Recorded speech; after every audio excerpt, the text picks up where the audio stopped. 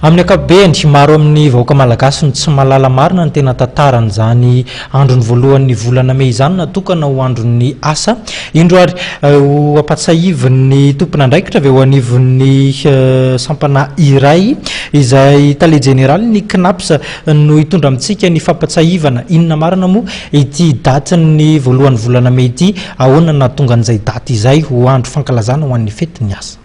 Momba ny fetin'ny asa moa dia raha antsika mahalala misy tantara marobe momba n'izy io tany amin'ny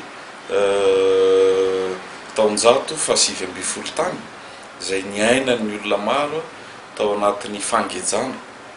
Amin'izany nisy ny révolution industrielle izay niainan'ny olona maro tamin'ny fanangejana nataon'ny ataontsika hoe ny mpampiasa, ka nisy ny tolona natao na tany Eropa na tany États-Unis ary io voalohan'ny volana May io dia daty manan-tantara tokoa satria dia tamin'ny fotoana io no isany nametrahana izany hoe fandrindrana amin'ny ankapobeny momba ny asa izany.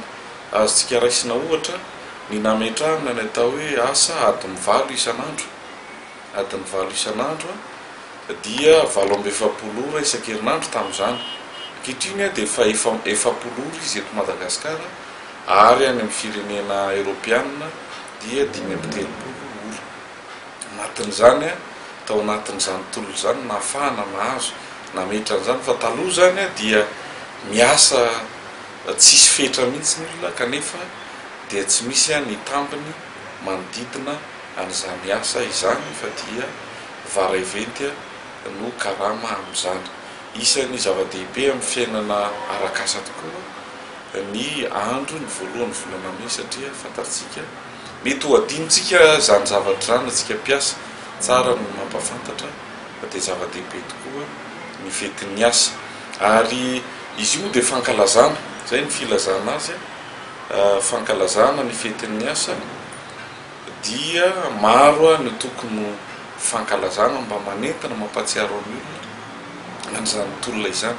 Raha jerentsika ny tantara dia nisy Amerikanina anankivalo izay namony ainy tamin'izany fotoana izany, tamin'ny andron'ny voalohan'ny volana May taona tsy tadidiko izay 1883 angamba izay novonoana.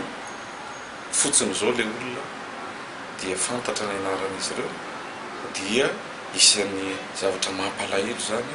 Azo lazaina fa nitadin-draro ny olona nefa dia niaina no nafony. Misy maro nampidirina ponja tamin'izany fotoana izany, ary dia tonga amin'izao ataontsika hoe fahafahany rehetra, dingana lehibe izy efa iainantsika ao anatin'ny tontolon'ny asa izao, ary dia tsara tokoa ny mampafantatra mampatsiaro ny mpiasa rehetra amin'izany dingana izany.